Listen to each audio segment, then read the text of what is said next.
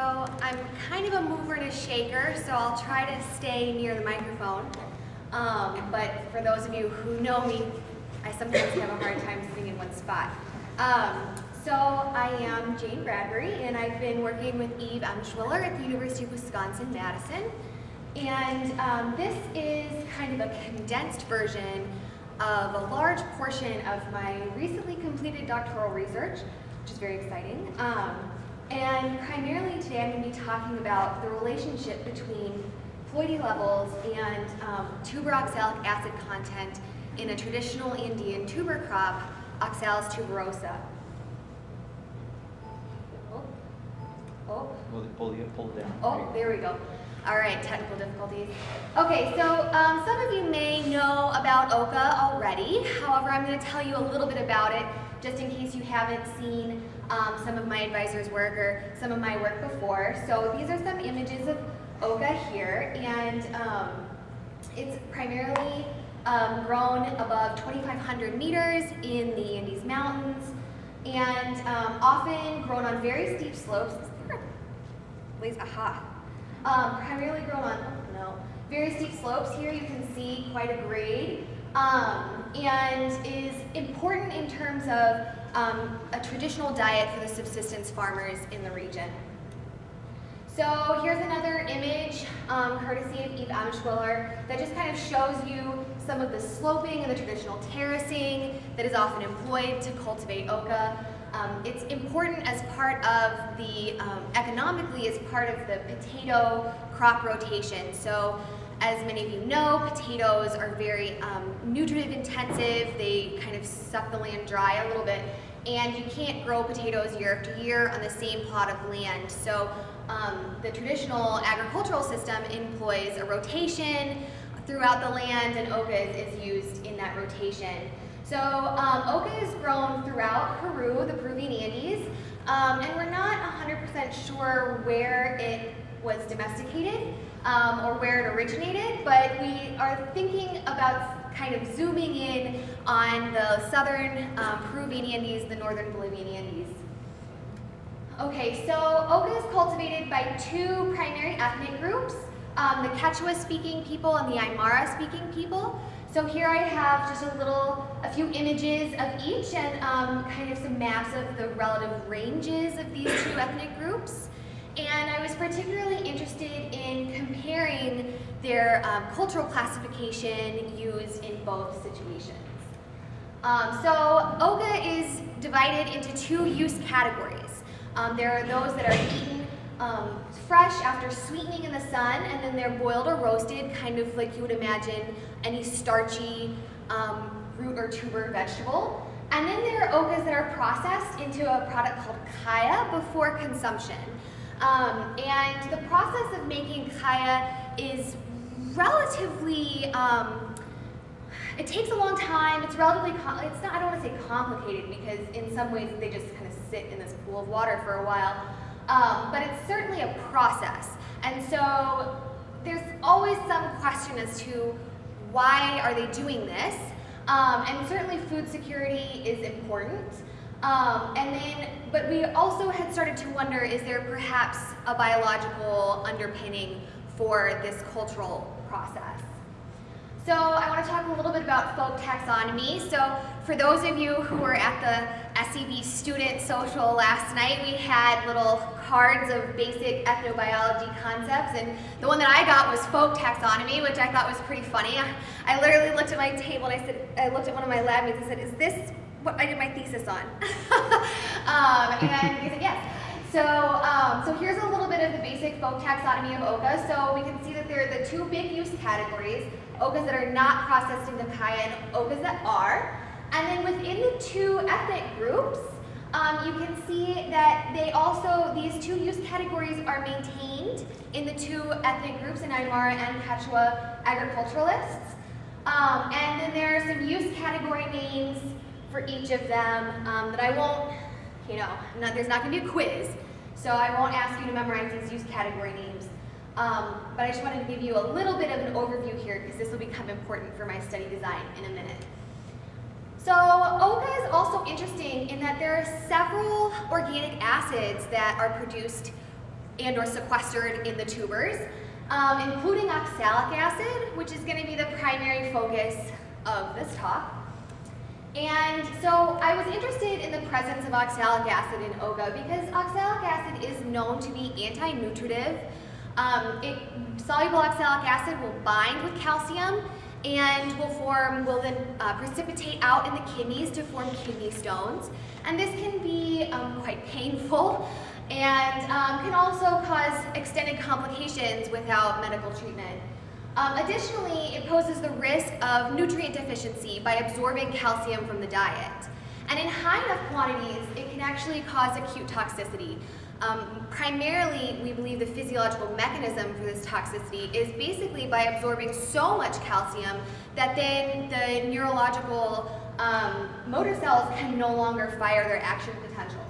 So it's interesting though, because a lot of these toxicity reports are from before 1900, and they're medical accounts of patients that have consumed large quantities of oxalic acid, and they don't give me the body weight of the patients. So it's anywhere from 2 grams to 30 grams of oxalic acid can cause acute toxicity, but that's not in relation, I don't know how that relates to an individual's body size.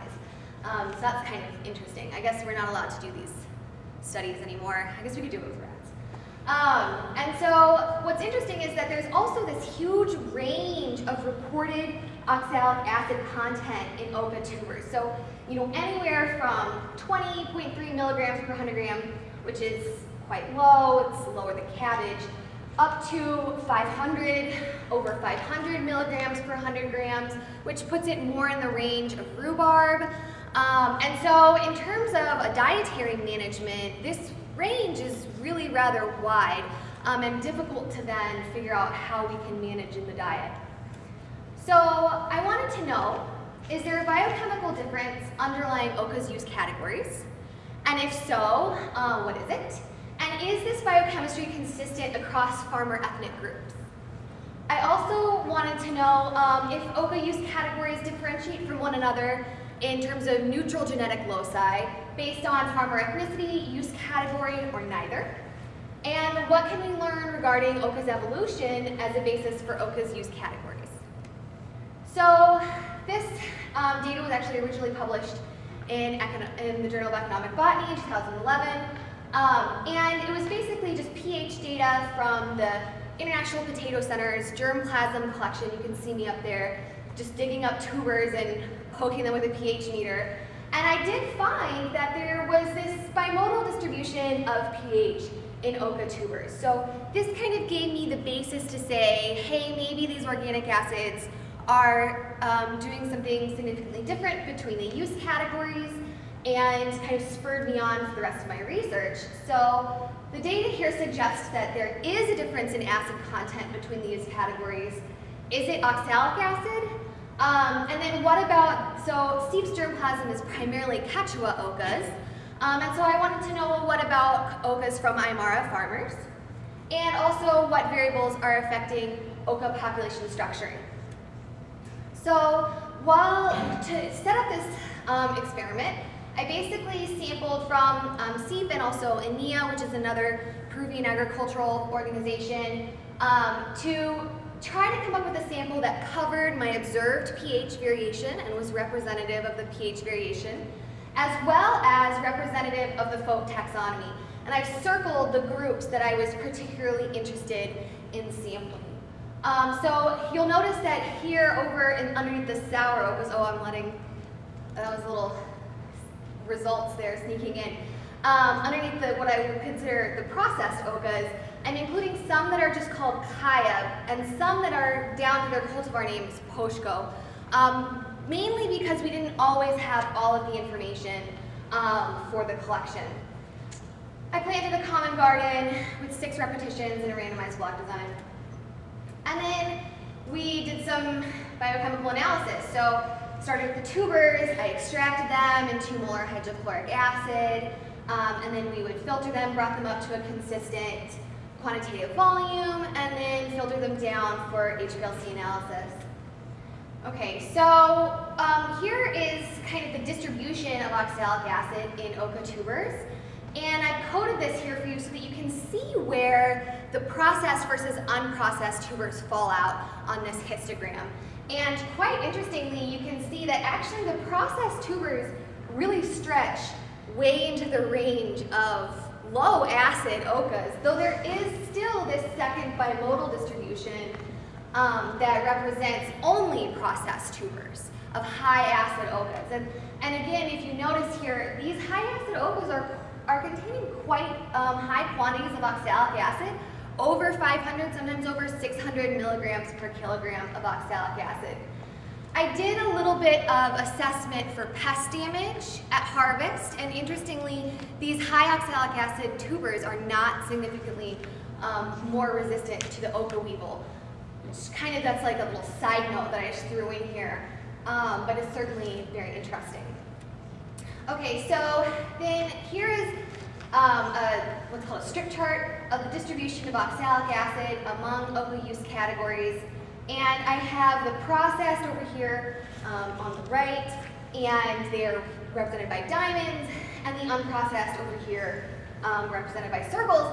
And this was an example of a time when my data really did not fit my expectations.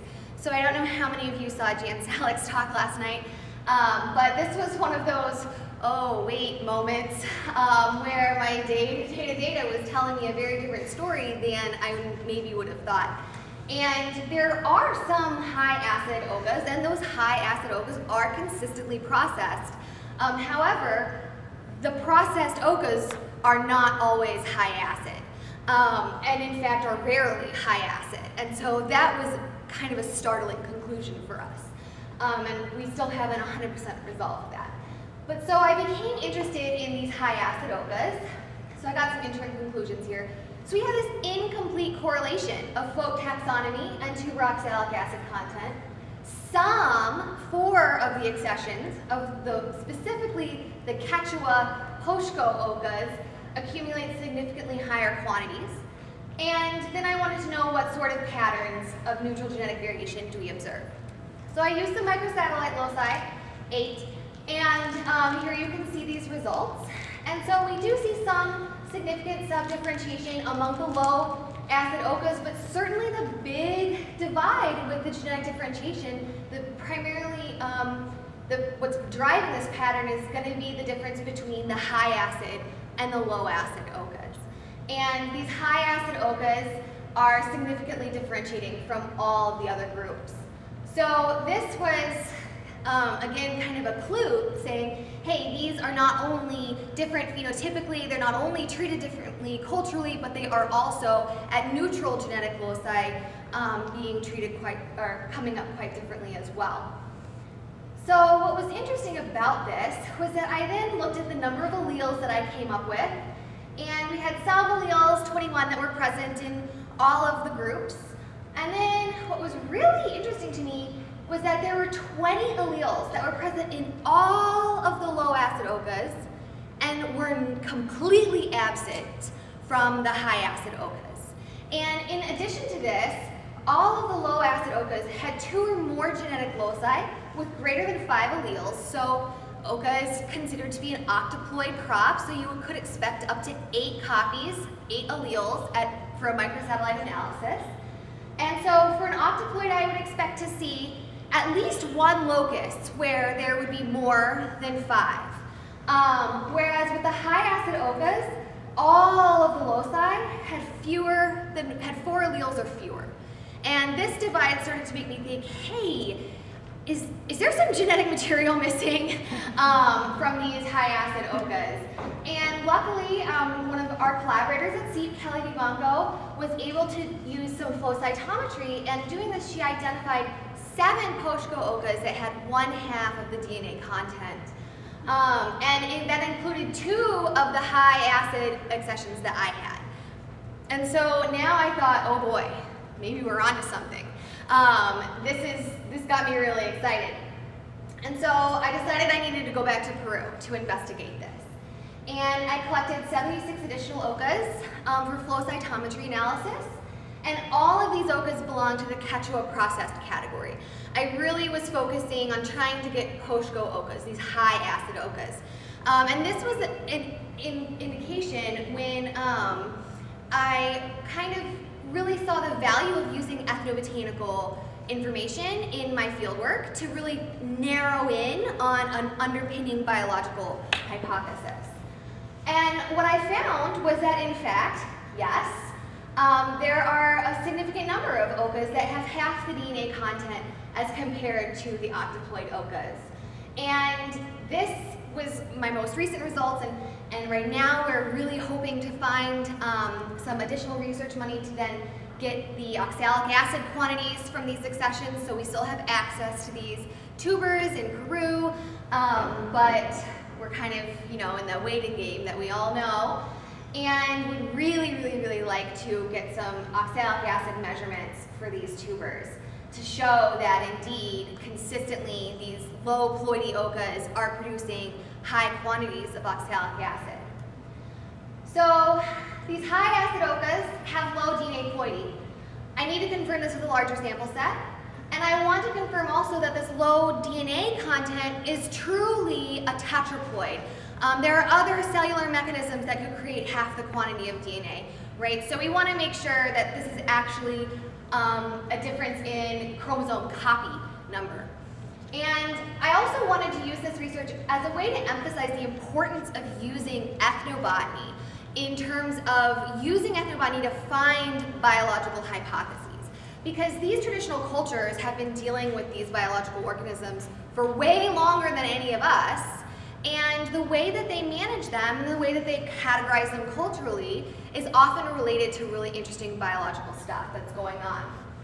And then in the future, so we really want to see an expanded fieldwork radius to search out more of these sour ocas, as well as investigating this apparent lack right now in our sample of high acid, low Ploidy ocas in Aymara, and how would this then translate into Bolivia. So we haven't done a lot of work in Bolivia. I want to thank lots of people, especially additional people in the Botany Department who have helped me with statistics and my graphics, lots of collaborators at the International Potato Center, lots of funding, yay, funding, and one last little plug before I'm done here. So I'm about to become the collections manager at the Emory University Herbarium, yay! And I'm really happy to help you, fellow researchers. So I know that botanists, you always need somebody to help manage lots of aspects of your research. So we have a collection I can help you access. I can help you construct your data management plan, grant text budgeting, verified data repository, sample collection and vouchering, publication help. Contact me. I know how stressful transporting samples across international boundaries can be, so please utilize me. I am happy to contact you about your research and help you plan it and accomplish it. Do you have any questions? Any questions?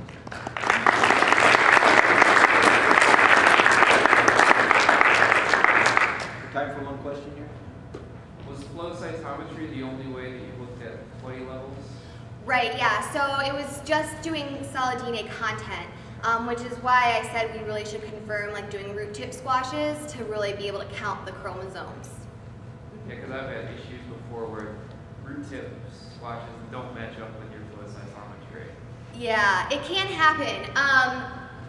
In this particular instance, because of the very close relationship of the two, well, it's only one taxon right now, we're less concerned about those problems because often those pop up with very distantly related taxa or even taxa in the same like sister clades of the phylogeny. So within the same species, we're a little bit less worried about it, but it is definitely the next step. Is Logan here? That's me. Okay. Well, we have time for one more question anyway. Go ahead. Related to that, there is no evidence of lack of intercrossing between almost the different groups? Right, so recently Maxime Bonave actually published an interesting paper about sexual reproduction in oca, and it is certainly possible. However, currently we aren't seeing any evidence, especially between the tetraploids, well, the high acid and the low acid ocas. We don't have that evidence, but it also hasn't necessarily been directly addressed because we didn't know that it was something to look for. Okay, thank you.